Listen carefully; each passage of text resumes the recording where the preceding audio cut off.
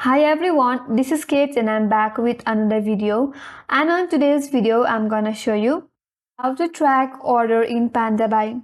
So without any further ado, let's get started with this video. First of all, you have to go to Pandabuy. For that, open up a web browser and in the search URL, type in pandabuy.com. Then press enter on your keyboard. You will land on the official page of Pandabuy.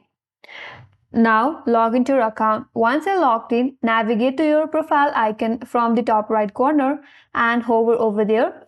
A drop-down menu will pop up. From there, click on User Center. Now again, at the left-hand side of this interface from this menu bar, click on Order. Now in this page, you will be able to see all your order that you have made in Pandabuy. Now select that specific order that you would like to track the order status, and on that order you will have order details. So click on order details, and as soon as you do that, on the next page you will be able to view the processing state of your order, and you can track the order status from there. So that's how you can track your order in Pandabuy. I hope this video was helpful. And if you're new to our channel, make sure to subscribe, like, comment, and hit that notification bell icon. Thank you for watching till the end, and I will see you in next video.